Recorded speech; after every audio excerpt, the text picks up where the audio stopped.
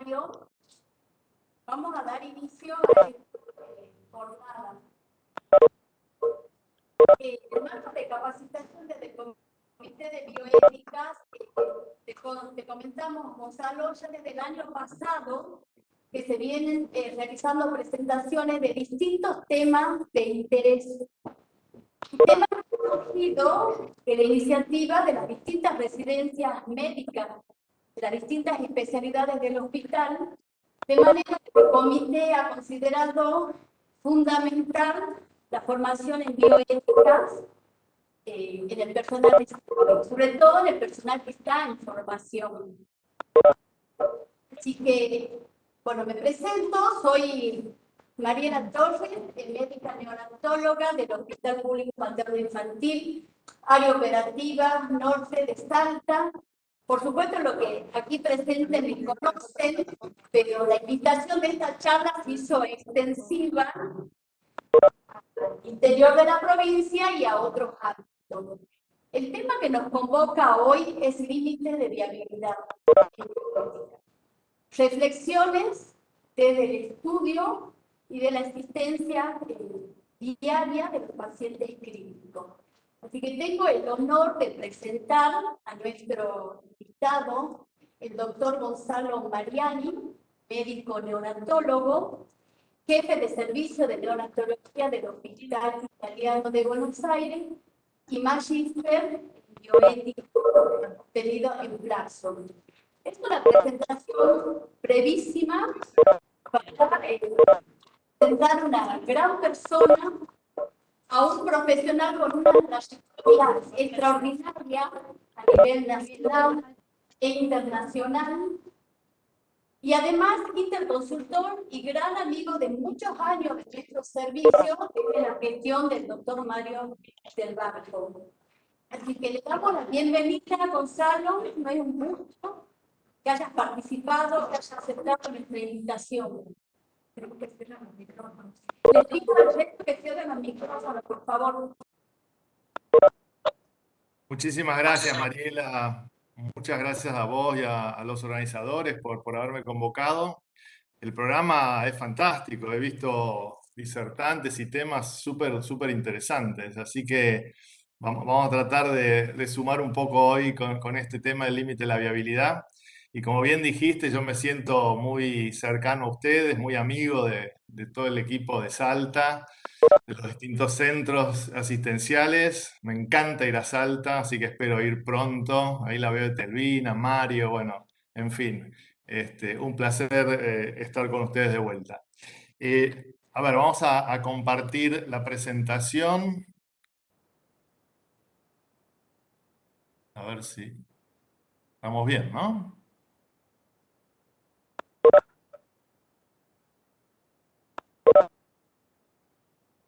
¿Me confirmás, Mariela? ¿Se ve bien?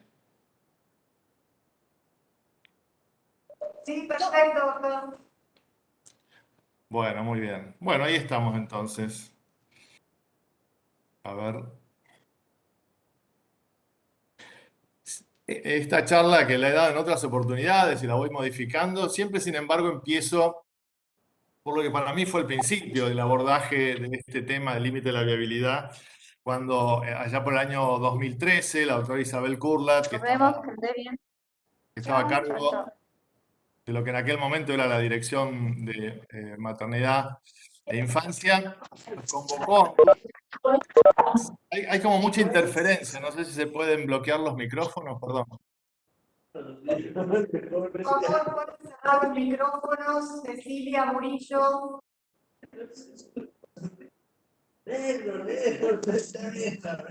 Doctor Fabiani. Bueno, decía que con esa convocatoria del Ministerio de Salud nos reunimos un grupo de profesionales de distintas áreas, de grupos de enfermería, de obstetricia, de neonatología, y trabajamos bastante en esto que fue el documento que salió en 2014, Recomendaciones para el manejo del embarazo y recién nacido en los límites de la viabilidad. Y la verdad que fue un trabajo muy agradable, muy intenso, y creo que fueron unas recomendaciones avanzada en aquel momento. Hoy día ya estamos pensando, ya tienen un poco más de 7 años, de actualizarla. Pero bueno, fue, como les digo, el comienzo del abordaje de este tema.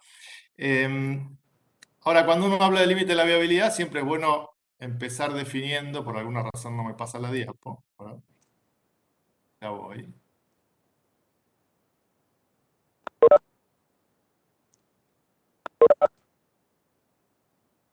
Ay, Dios. Puede fallar, dirían, ¿no? Ahí estamos.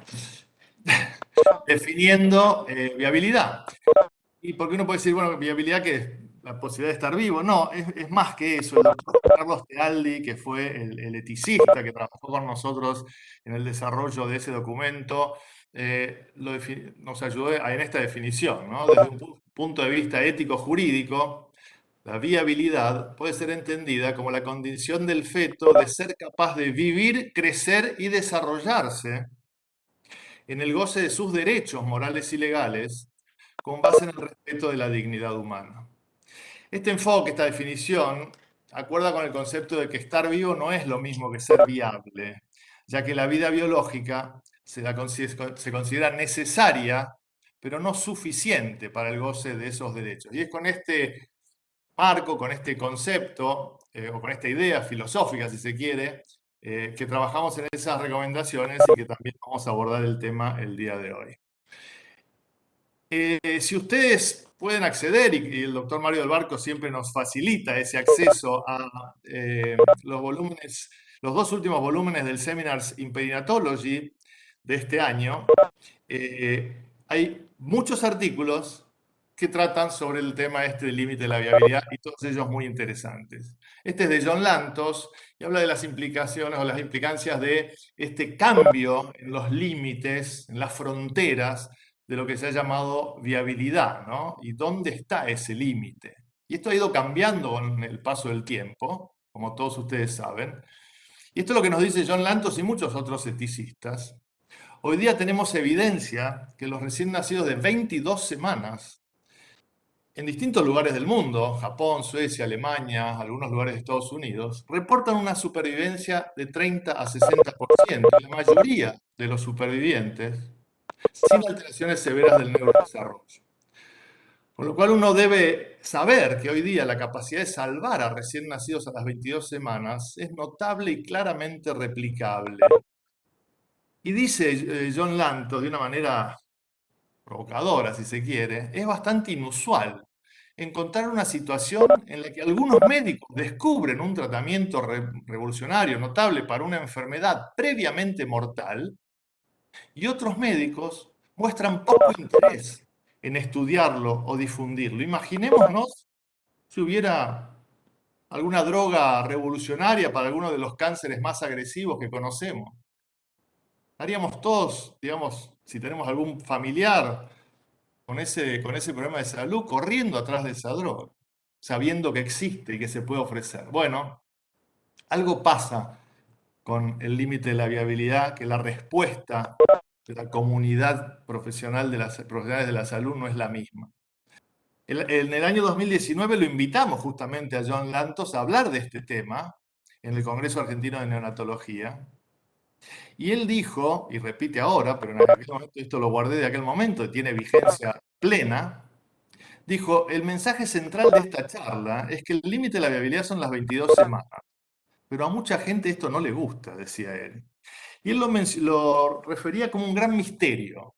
Dice, ¿hay alguna otra situación en medicina en la cual un paciente tiene una enfermedad que es teóricamente, aparentemente, uniformemente mortal? Pero algunos centros reportan 40-50%, tasas de sobrevida de 40-50%. Las sociedades profesionales falsean estos datos. La mayoría de los centros no ofrecen tratamiento. Muchos dicen que no es ético ofrecerlo. Y muchos bioeticistas los apoyan. Un gran misterio, ¿verdad?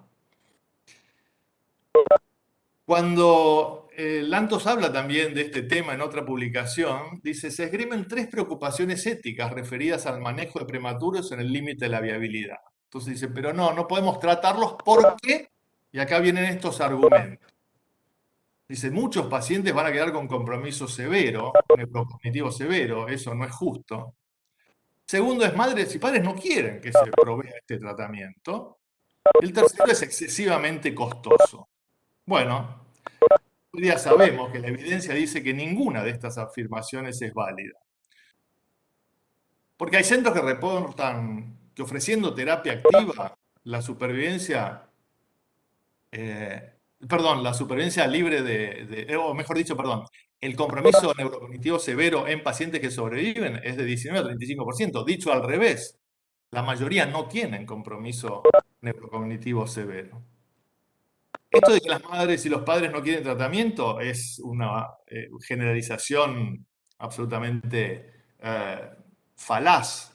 Hay gran variabilidad y además, vamos a hablar un poquito de esto, en esa zona de incertidumbre, la voz de los padres es prioritaria. Algunos querrán, otros no. Vamos a ver un poquito de eso. Y con que es muy caro, es absolutamente falso. La intervención en USIN es una de las más altamente costo efectivas de todas las intervenciones en medicina crítica.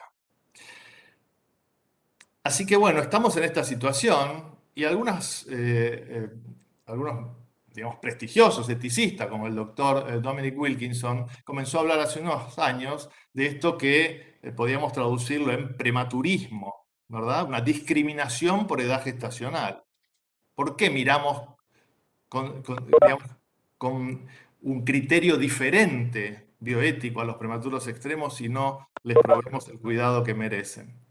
Y Annie Janvier, neonatóloga, eticista también de Montreal, Canadá, ha trabajado mucho sobre este tema y ha hecho estudios, ¿no? Donde plantea encuestas a distintos profesionales de la salud, incluso del área perinatal, y ante pacientes de distintas edades enfrentan problemas de salud con el mismo pronóstico, las conductas activas que dicen tomar los profesionales son diferentes. Es decir, no tratan de la misma manera, por lo menos en teoría en las encuestas, o dicen que no deberían tratarse de la misma manera prematuros extremos que otros pacientes de otras edades, 2 meses con una meningoencefalitis, algún accidente, un niño mayor con un tumor cerebral, o un adulto con un accidente de la vía pública. Sin embargo, los grupos que trabajan en bioética, como el Consejo de Nuffield en Gran Bretaña, dice claramente, no encontramos diferencias en el estatus moral del niño de 6 días, meses o años, no encontramos diferencias moralmente relevantes entre niños y adultos discapacitados y sin discapacidad. Es decir, ni la edad ni la presencia de discapacidad hacen que uno deba tratar de manera diferente a esos pacientes. Y como todos bien sabemos, en el programa de reanimación neonatal está claro, los principios éticos de reanimación neonatal son los mismos que los que se siguen en la reanimación de un niño más grande o de un adulto, no hay diferencia. En parte de la tesis de la maestría en bioética que yo hice en Flaxo, tenía una encuesta y una de las afirmaciones que tenía esa encuesta al grupo de profesionales de la salud, de grupos de enfermería y de grupo médico de neonatología que respondieron, más de 200 personas, la afirmación decía un recién nacido debe tener las mismas consideraciones éticas que un niño mayor o un adulto, ya que la edad no determina nuestro estado moral como personas. Bueno, 91,5% estuvieron de acuerdo o muy de acuerdo con esta afirmación. Hay como una contradicción entre lo que decimos y lo que hacemos. Porque hay reportes o comunicaciones de sitios del mundo donde trabajan activamente con estos prematuros y tienen resultados que nos sorprenden. Por ejemplo, este es un trabajo de Iowa, los resultados a los 18 y 22 meses de recién nacidos en el límite de la prematuridad, o sea, de 22 a 25 semanas, en un centro que practica un manejo activo. Ellos dan cuidados intensivos a estos pacientes 22 a 23 semanas. Es una corte retrospectiva de 255 pacientes. Y fíjense en la tabla, la columna del medio, esto es la supervivencia de los pacientes de 22 y 23 semanas, 78%. Y neurodesarrollo normal o alteración leve, 64%. También hay otros centros que esperen que de vuelta se congeló. Ahí está. También hay otros estudios muy interesantes, como por ejemplo este, que compara dos centros. Es un estudio de corte retrospectivo de 112 días paciente, madre recién nacido de 22 semanas. Un centro en Suecia, Uppsala, en la ciudad de Uppsala, dan cuidado proactivo a todos los recién nacidos de 22 semanas. En este caso, en este estudio, 40 de 40. En otro centro, Columbus, Ohio, en Estados Unidos, el cuidado es selectivo, es decir, seleccionan a los pacientes de 22 semanas en base a factores de riesgo y en base a deseos de los padres, a quienes le proveen tratamiento activo y a quienes directamente proveen cuidados de confort. En este estudio, solo proveyeron cuidados activos intensivos a 16 pacientes de 72, 22%. Cuando uno ve la sobrevida, es esperable que el grupo de Uppsala, que trató a todos, tenga mayor sobrevida, 53%, que el grupo que trató solo a 22 de 72 pacientes. Perdón, a 16 de 72 pacientes. La sobrevida es 8%. Pero eso es un poco injusto. Deberíamos en este caso pensar cuál es la sobrevida en Columbus, Ohio, de aquellos pacientes que recibieron tratamiento activo desde el comienzo. Quizás en esos pacientes la sobrevida es mayor que en Uppsala, que tratan a todos sin discriminar. Llamativamente no es así. En Columbus, cuando uno ve la sobrevida de los pacientes, de esos 16 pacientes que recibieron tratamiento activo, la supervivencia o sobrevida fue 19%, muy inferior a la supervivencia en Uppsala, que tratan a todos. Ahora, estos son centros muy particulares, ¿no? Este es un metaanálisis o una revisión sistemática de varios estudios, donde entonces entran unidades donde no había tan buenos resultados. Sin embargo, cuando analizan más de 2.000 pacientes de 22 semanas, la supervivencia fue 22%, uno de cada tres prácticamente. Pero si además había recibido corticoides prenatales, esa sobrevida se eleva casi a 40%. Y 37% tuvieron supervivencia sin alteración moderada severa en el neurodesarrollo. Es decir, esto, lo que dice Lantos, es una revolución, son resultados notables de una enfermedad que antes era mortal, hace no muchos años, 22 semanas, nadie pensaba en reanimarlo. Y yo no estoy diciendo que salgamos todos a reanimar, pero es importante que conozcamos estos datos y que nos replanteemos qué estamos haciendo y qué estamos pensando. Entonces, uno dice, bueno, pero ¿qué hacen esas unidades que les va tan bien con 22 semanas? Nosotros no tenemos todavía sobrevida en chicos de 22 semanas. Y muchos centros en Argentina no tienen todavía sobrevida en 22 semanas. Entonces fueron a buscar, en este artículo también del Seminars de marzo, bueno, ¿qué hacen esos lugares que les va tan bien con los prematuros extremos? Y acá subrayé como el decálogo, ¿no? Algunas cuestiones que deberíamos empezar a considerar si las hacemos de la misma manera en nuestras unidades. Bueno, no solamente en nuestras unidades, el primer punto, por supuesto, es una regionalización óptima, ¿verdad? En Argentina está bastante bien desarrollado, por no decir muy bien desarrollado. Pero fíjense después, ¿no? Un trabajo en equipo óptimo entre las disciplinas, obstetras, neonatólogos, enfermería. Consultas con los padres, prospectivas, prenatales, involucrarlos en las decisiones, trabajar con ellos, hacer acuerdos desde antes de nacer.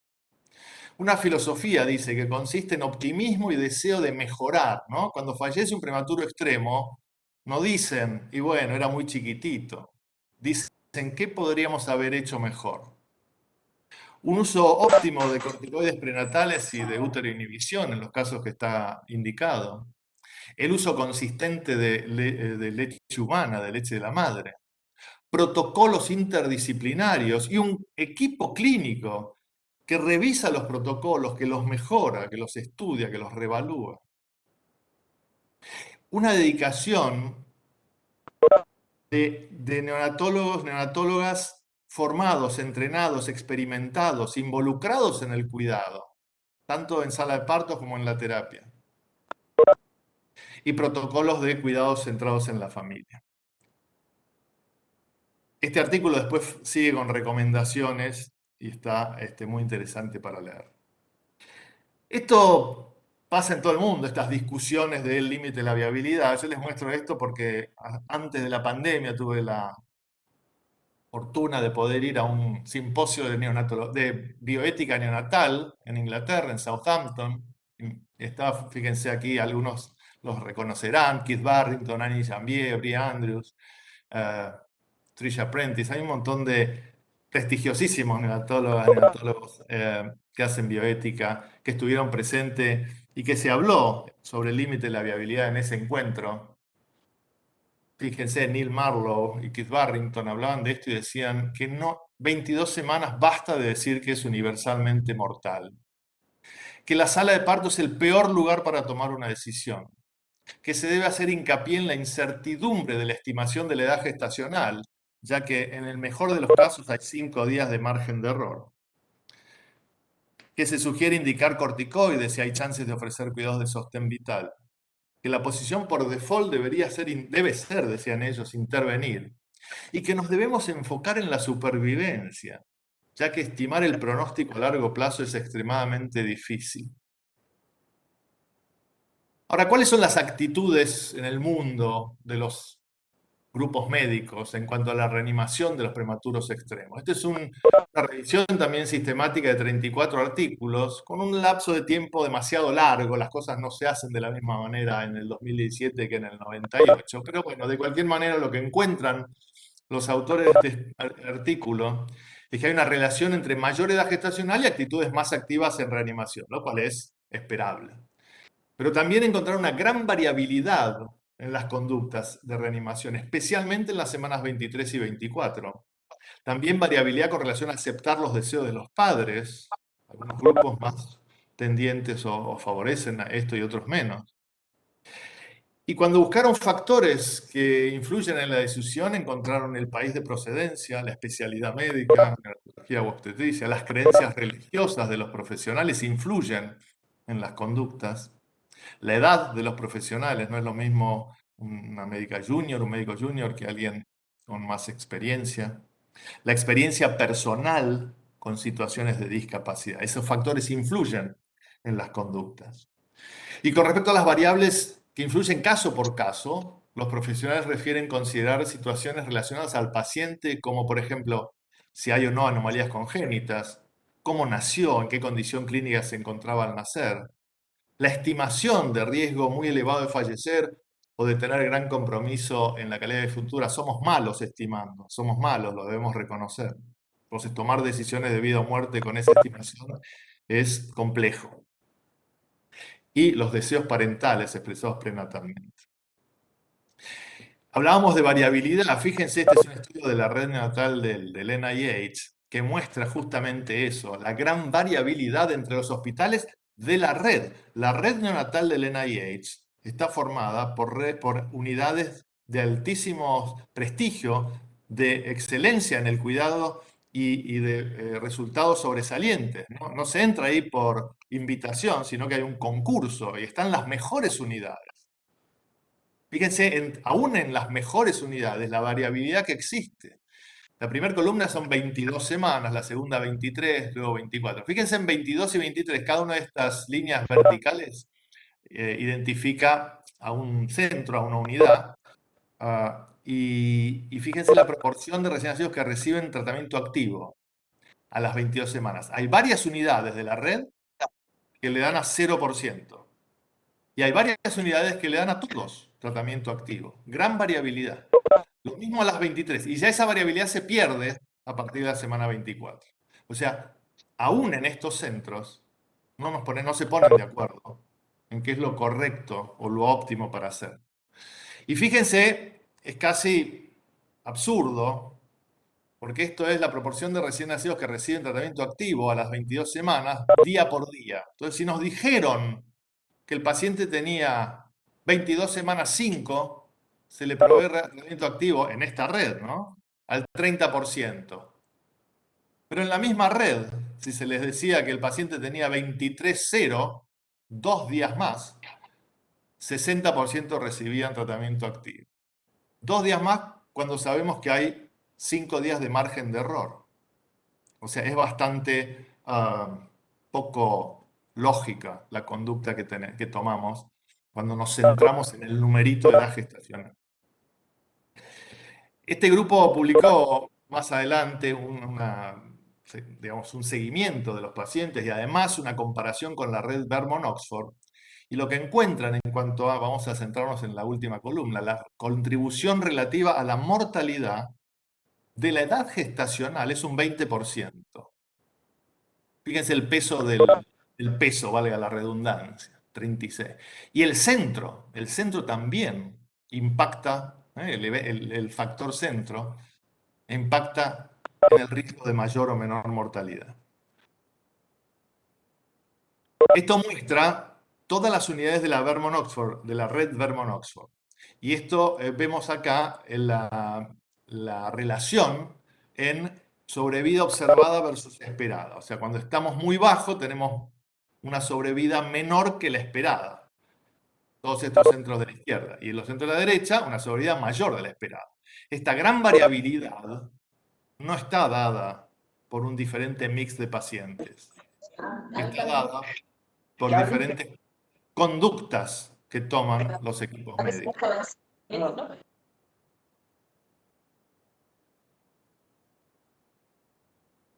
Bueno. Entonces decimos que la tasa de supervivencia está influida por esos factores que veíamos, peso, edad gestacional, sexo, multiparidad. Pero también hay otros, ¿no? ¿Dónde se atiende? ¿Cómo es la atención postnatal que se brinda? Etcétera. Pero también la tasa de supervivencia, y esto es importante, puede depender de la posición a priori del equipo de cuidado. Y decimos, lo que tenemos que tratar de evitar es lo que se ha dado en llamar la profecía autocumplida. 22 semanas es letal, entonces no lo trato, entonces no vive y es letal. Entonces no lo trato, entonces se muere, entonces confirmo que es letal. Esa es la profecía autocumplida.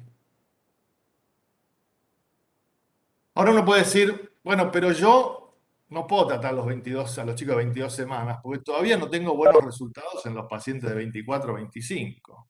Este estudio es fantástico para rebatir ese argumento. Este es un estudio que compara cómo son los resultados en pacientes de 25, 26, 27 semanas en función de las actitudes que se tienen con los pacientes más pequeños. Es decir, esta gran variabilidad que hay a los pacientes 22, 23 semanas, se tomaron para ver si impactaban los resultados de los pacientes más maduros. Y acá lo que vemos en esta tabla es que la muerte, por cada 10% más de corticoides prenatales que se usan en los pacientes más prematuros, hay un 15% de disminución de mortalidad en los pacientes más grandes. Esto quiere decir que lo que importa es cómo trabaja el equipo, no es si trato a uno bien y a otros no. Es la dinámica y es cómo se trabaja, cómo se enfrenta a la prematuridad extrema.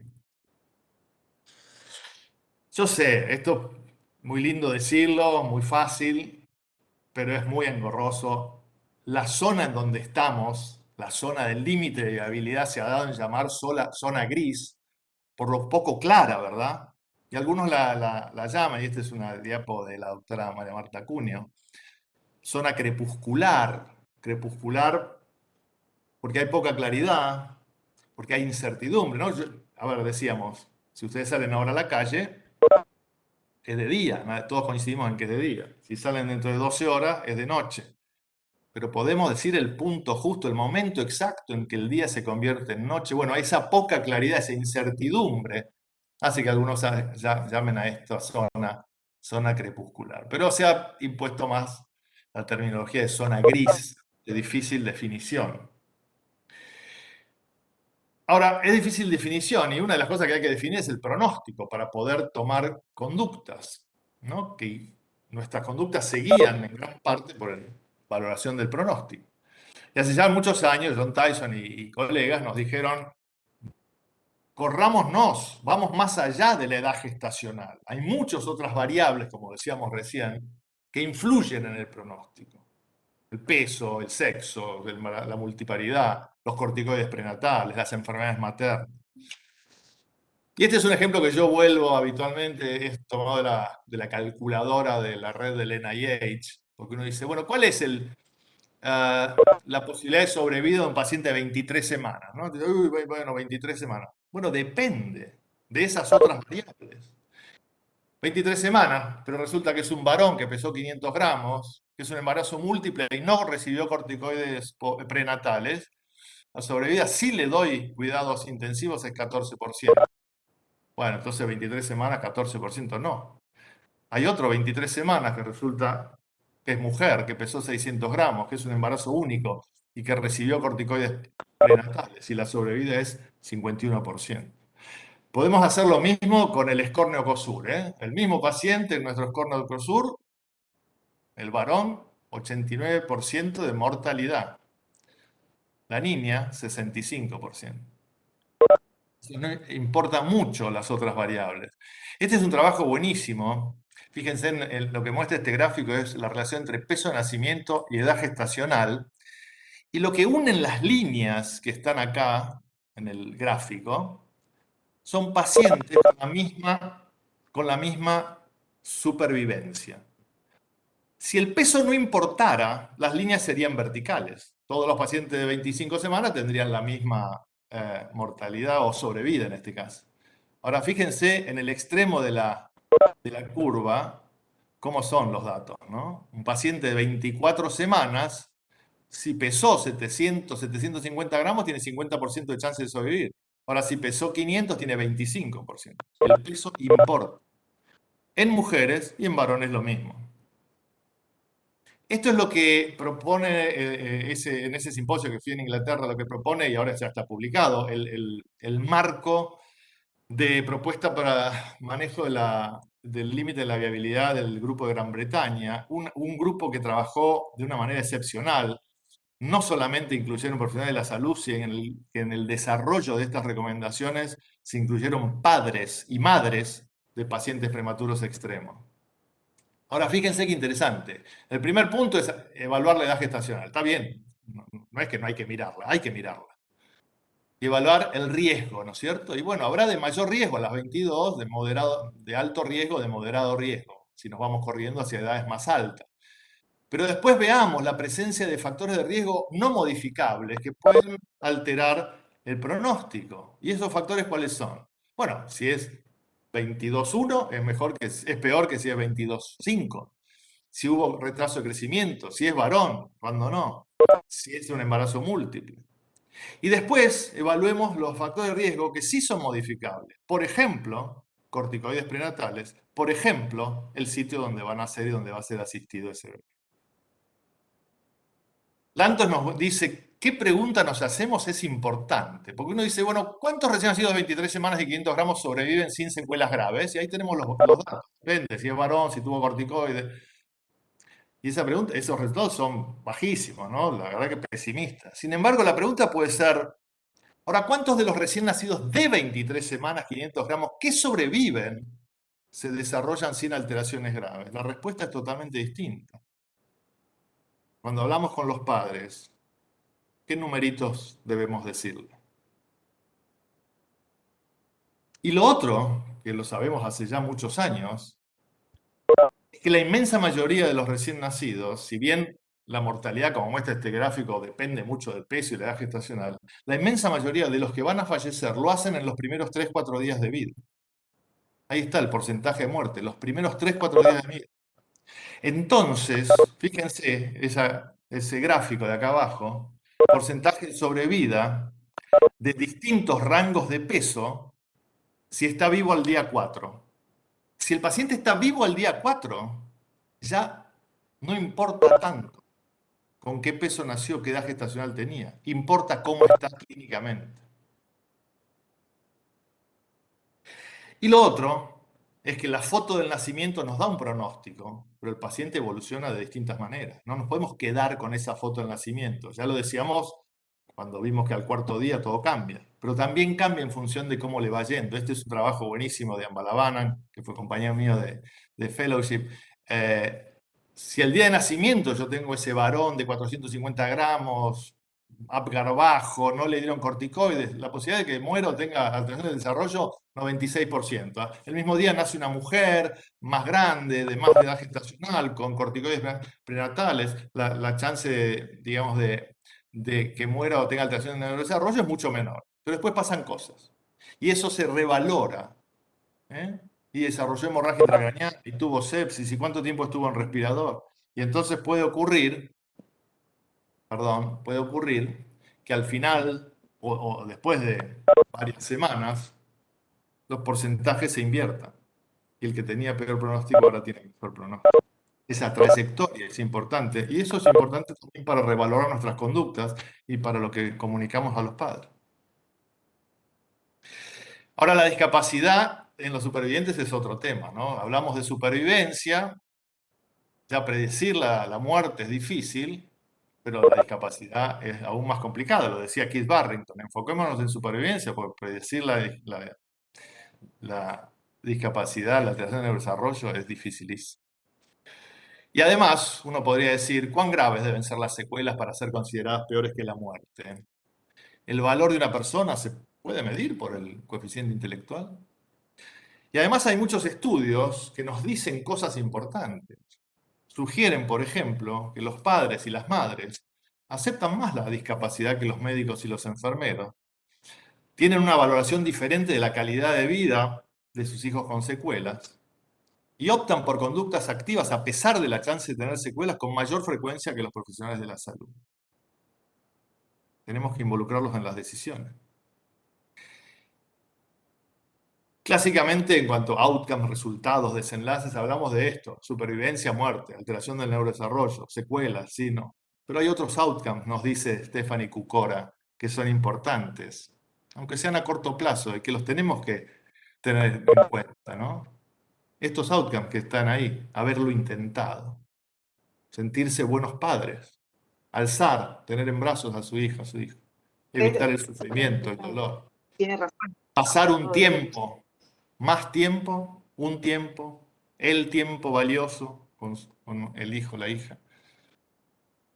Hacer que la muerte sea en paz, mantener las esperanzas, la fe en función de las creencias de cada familia. Este es un gráfico de Stephanie Cukora, bioticista y neonatóloga también, que a mí me gusta mucho. Arriba vemos la situación y la conducta médica que puede ser dañina, que puede ser beneficiosa, o que tenemos incertidumbre, la famosa de vuelta zona gris. Entonces, cuando uno considera éticamente las conductas, dice que si lo que yo hago va a ser dañino, esa conducta es injustificable, es inadmisible. ¿Y cómo sé yo que esa conducta hace daño y es inadmisible? Bueno, por la evidencia y por el criterio de mejor interés del paciente. Del otro lado, si la conducta es claramente beneficiosa, el tratamiento se convierte en obligatorio.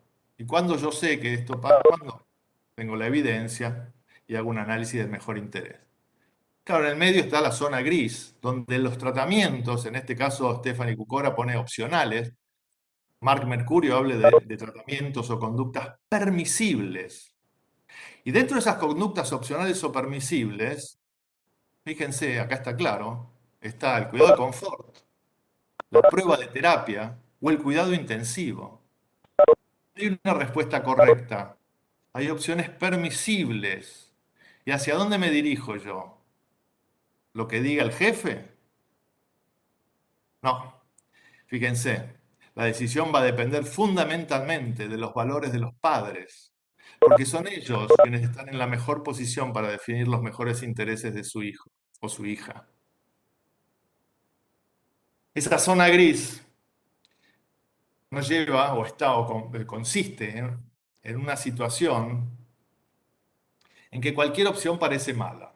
Dar cuidados intensivos, continuar con terapias con el riesgo de que haya muchas secuelas, o permitir la muerte. Cualquiera de las dos opciones parece mala. Pero hay que decidir. No podemos dejar que la cosa, bueno, que sea lo que Dios quiera. No, tenemos que decidir, tenemos una responsabilidad profesional. Lo peor es no tomar una decisión, no involucrarse. Tenemos que analizar, reflexionar, acordar y tomar una decisión fundamentada. Las dos posiciones, seguir o suspender, son éticamente defendibles.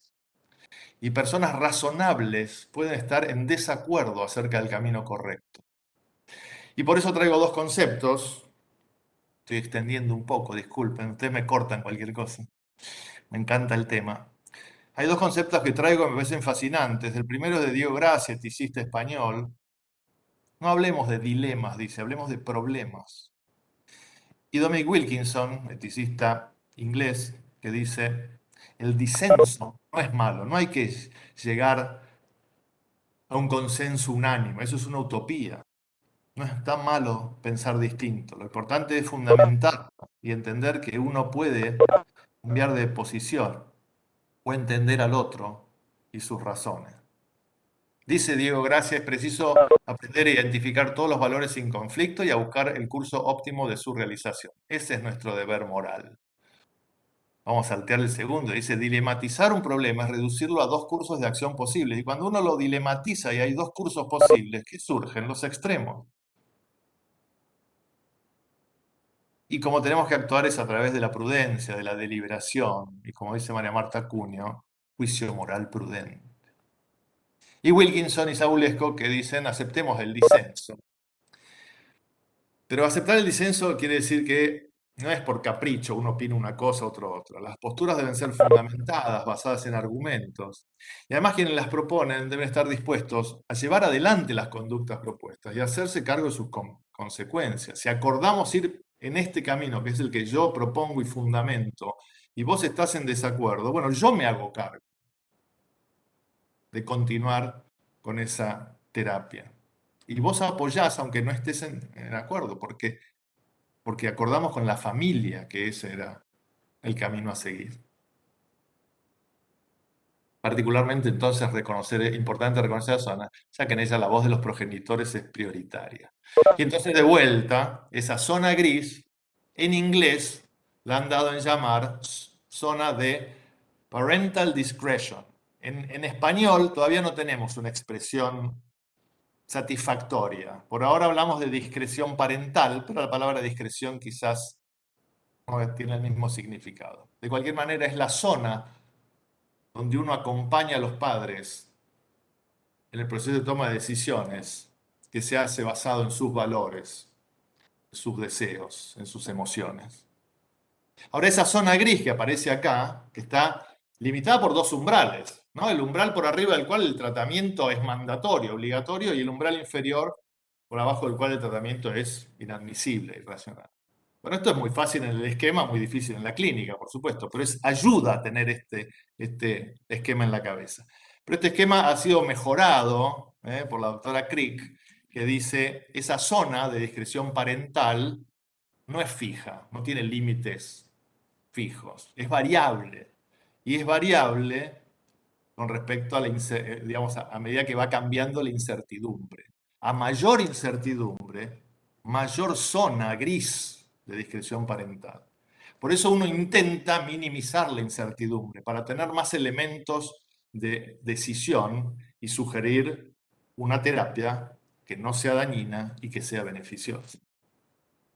Y después están los derechos, no nos olvidemos de los derechos. Los recién nacidos tienen derecho al tratamiento médico. El derecho es independiente de los deseos de los padres o de los valores de los médicos. También tienen derecho a no sufrir tratos crueles, obstinación terapéutica. Tienen derecho a evitarle sufrimiento, a no recibir tratos desproporcionados, inhumanos, degradantes. Y los padres tienen derecho a recibir la información que necesitan para ayudar en el proceso de toma de decisiones. Tienen el derecho a decidir las conductas a tomar en esa zona gris, ya que son, como decíamos, los mejores posiciones para velar por el mayor beneficio para sus hijos. Por supuesto que hay límites de ese derecho, ¿no? Si los padres incurren en abuso, maltrato, negligencia, no. Si la decisión que están sugiriendo los padres claramente produce daño, no hay que seguir ciegamente esa decisión. Y nosotros tenemos la responsabilidad médica de sugerir o recomendar acciones en función de nuestro conocimiento y la experiencia. O sea que el peso, la carga de estas decisiones trascendentales no debe caer sobre los padres. Debemos acompañar, acordar con los padres, sugerir, recomendar, entender qué es lo que quieren. Pero no decirles, decían ustedes que en esta zona son los que tienen que decidir. Esto es muy interesante, este estudio es buenísimo. Encontró que madres y padres desean participar en la toma de decisiones, pero tienen mayor ansiedad cuando se le presentan opciones sin apoyo, sin recomendaciones. El modelo técnico de la relación médico-paciente. Mire, esta es la situación. Díganos qué quiere que hagamos. Horrible. Madres y padres de pacientes que fallecieron en la UCIN expresan menor impacto a largo plazo, o sea, un mejor duelo, si la decisión fue compartida. Y les fue peor en cuanto a la resolución del duelo si sienten que los médicos tomaron la decisión independientemente sin consultarlos. Pero aún peor si los dejamos solos para que tomaran la decisión. Bueno, vamos a pasar esto porque se nos está haciendo tarde. Algunos conceptos que yo siempre repito, María Marta Acuña, la traigo una y otra vez. Dice, si reconocemos en el recién nacido una persona humana con un valor intrínseco en sí mismo, no hacemos prematurismo, ese valor tiene que ser respetado tanto de los abusos del abandono terapéutico como del uso exagerado y desproporcionado de los medios, brindándole frente a los dos extremos una garantía de protección. Porque uno puede empezar con tratamiento activo y eso no quiere decir que esté obligado a seguir. Se va revalorando en función del pronóstico y del curso clínico que tuvo el paciente y se abre la posibilidad de retirar terapias de sostén vital. La vida es a la vez un bien básico y precioso, pero un bien a ser preservado precisamente a condición de otros valores, en la medida que esos valores permanezcan alcanzables. Son esos otros valores y posibilidades los que fundan el deber de preservar la vida física y son también los que dictan los límites de ese deber. El sentido, la esencia, la consumación de la vida se encuentran en las relaciones de los unos con los otros. Cuando uno ha perdido el potencial de relación interhumana, es que nos libera de la necesidad o la obligación de seguir proveyendo terapia. Vamos a terminar con algo de nuestras recomendaciones del Ministerio de Salud. La relación de ayuda, nuestra relación con los padres es de ayuda y de servicio. Ha de centrarse en la receptividad y la singularidad, decíamos, y seguimos diciendo. Ser receptivo significa estar dispuesto a responder a las necesidades de la persona según su ritmo vital, sin acelerar ni enlentecer sus procesos habituales. La singularidad se refiere a que cada persona es un ser único e irrepetible. No podemos tener normas universales aplicables, ¿eh? La recetita, no. Entonces, la consideración moral de los recién nacidos, igual que otras edades, la edad gestacional es solo una de las variables a considerar. Hay gran variabilidad en el manejo y en los resultados. Hay que tener prudencia al analizar los datos. La zona gris es la zona de discreción o de decisión parental. Hoy día se considera a las 22-23 semanas. Debe haber dinamismo en las decisiones y en las conductas. Puedo cambiarlas en función de la evolución. Las decisiones deben ser compartidas y personalizadas. No hay diferencia ética entre no iniciar y suspender terapias de sostén vital y siempre considerar los valores, la vida y la calidad de vida. Y termino con esta foto que me gusta mucho, pues son dos de mis referentes en bioética, la doctora Annie Janvier y la doctora María Marta Acuña, de los cuales he aprendido y sigo aprendiendo muchísimo. Y bueno, muchísimas gracias y perdón lo largo. Gracias por la presencia y por la atención y quedo dispuesto a responder preguntas o comentarios. Gracias.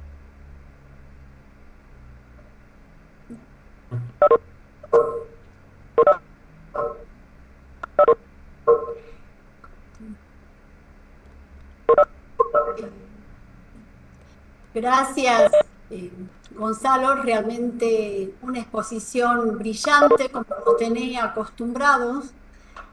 La verdad Gracias. que es un tema realmente que nos toca a diario y en el trabajo de nuestra unidad, en la recepción de los bebés en sala de parto, que nos invita en realidad a reflexionar en forma diaria y dinámica en todos los procesos de asistencia asistencia de estos bebés. La asistencia de los bebés extremadamente prematuro es trabajar y moverlo en un escenario muy complejo, donde se ponen en juego múltiples variables y factores que no solo pueden llegar a afectar al recién nacido, a la madre y a su familia, sino que también a todo un entorno de profesionales de la salud que intervienen en esta asistencia. La verdad que nos invita a seguir profundizando en forma muy dinámica el tema. Así que bueno, yo los invito, abro este espacio para preguntas o comentarios, dado que tenemos una participación, Gonzalo, dado que se hizo extensiva la invitación hoy a todo el país y al interior de nuestra provincia también. Se lo agradezco al doctor Mario del Barco porque él es el que le hizo llegar la invitación a todos. A que podamos participar, ¿no? Y enriquecernos todos con sus experiencias y sus comentarios, sobre todo de las personas especializadas en el tema y con mucha experiencia. Buenísimo, muchísimas gracias. Mira, una cosita muy breve. Me centré en la charla en un poco revisar la evidencia actual y en el proceso de toma de decisiones, pero veo en el auditorio a gente fantástica como, bueno, Ruth Kiman y Silvina González. Hay mucho para hablar de los cuidados que se brindan a estos pacientes, paliativos me refiero, pero no paliativos de fin de vida, paliativos en un concepto más amplio, ¿no es cierto? Así que bueno, si quieren hacer algún comentario, las Hola, doctoras, no sé encantadísimo. si me escuchan. ¿Me escuchan? Hola, Sí, Mario. ¿cómo estás? Hola, buenas tardes. ¿Cómo estás, Gonzalo? Mariela, a todo el equipo. Complacido por estar presente y haber asistido nuevamente a otra de las conferencias de Gonzalo referidas al tema. Eh, un tema no es un tema difícil, no es sencillo.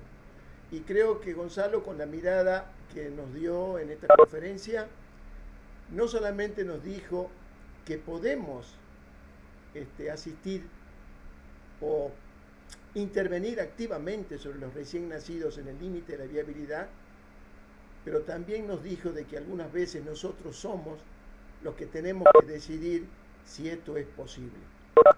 Yo quería consultarte, dentro de las oportunidades y las recomendaciones publicadas en el último seminar, que bueno, no aparecieron en la diapo, pero creo que están mencionadas de algún modo, es siempre analizamos los aspectos microéticos o las decisiones de servicio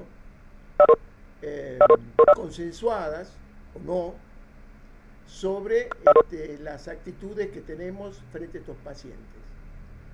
Pero poco se habla de la macroética, es decir, de aquellos que toman las decisiones para que los servicios estén dotados de los recursos necesarios desde el punto de vista no solo de recursos humanos, que es un aspecto importantísimo, sino técnicos, materiales y de disponibilidad para poder asistir a estos pacientes con éxito, ¿no?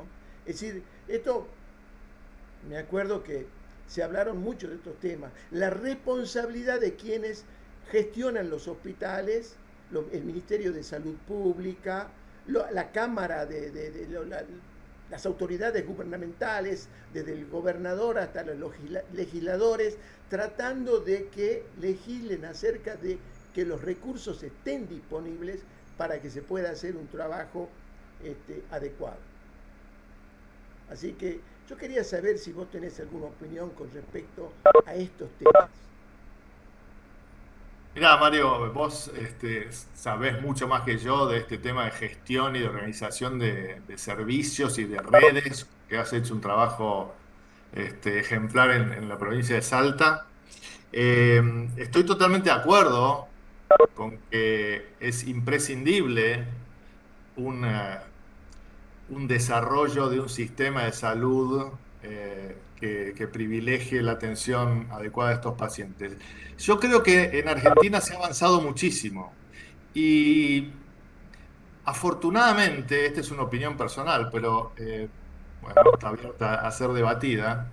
Afortunadamente yo he visto que aún con cambio de administraciones o de gobiernos, la línea del equipo de cuidado perinatal que trabaja en el ministerio se ha mantenido.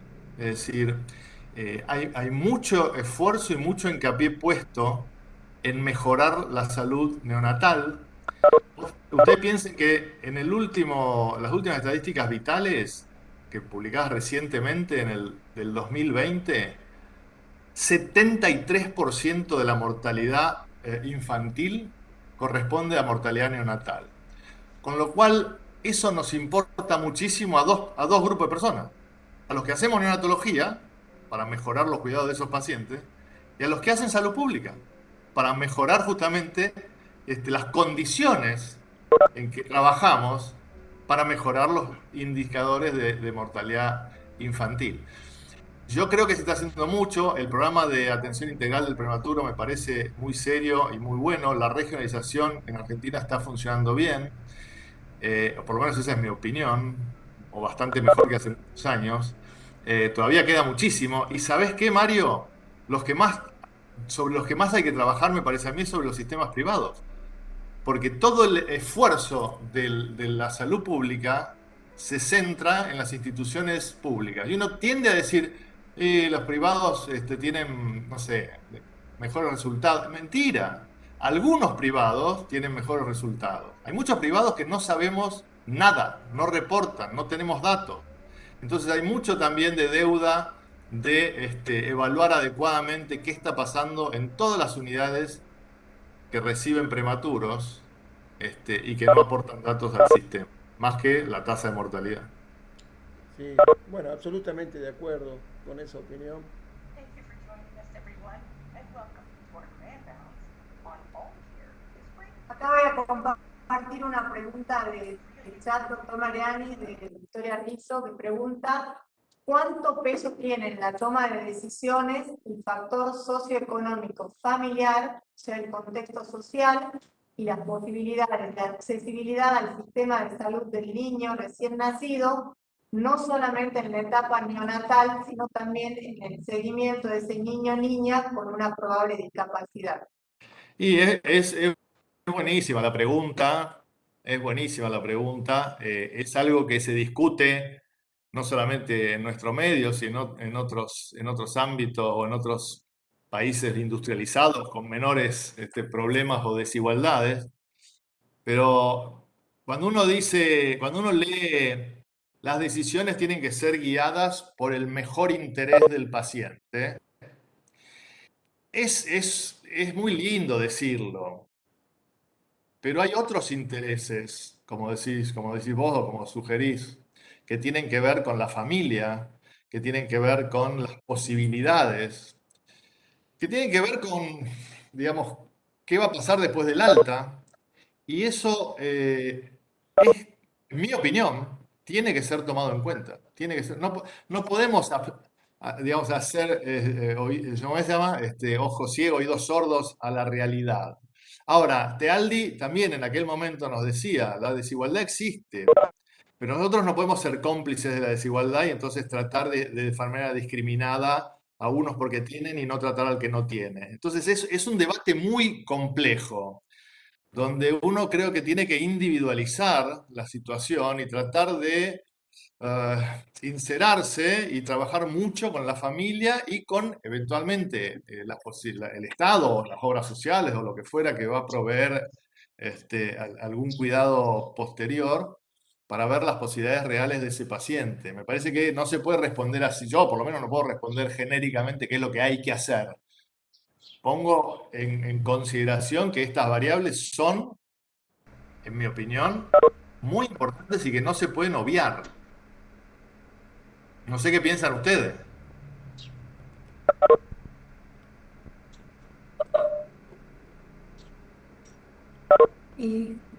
Gonzalo, por lo que estoy analizando de tu presentación y comentarios que he escuchado anteriormente y sobre las políticas de salud, ¿no?, que se aplican toda una provincia, veo que hay ciertas desigualdades en la oportunidad de asistencia de esos bebés que van a nacer extremadamente prematuros, porque debemos considerar la población que asistimos. Hay población de madres alejadas del sistema de salud, falta de controles prenatales, o sea que no tienen oportunidades de ser preparadas adecuadamente por todo el equipo para que esa bebé pueda crecer lo más adecuadamente y, por supuesto, la asistencia del parto, ser en centros de mayor complejidad. Y entonces acá también entra en juego todo lo que es el principio de justicia, qué medida o estrategia se puede realizar, ¿no? Para poder darle oportunidades a toda la población. Es que tal cual, es lo que decía Mario, lo micro y lo macro, ¿no? Primero saber que si trabajamos mejor, estos pacientes tienen buenos resultados. No saberlo, lo primero es darnos cuenta.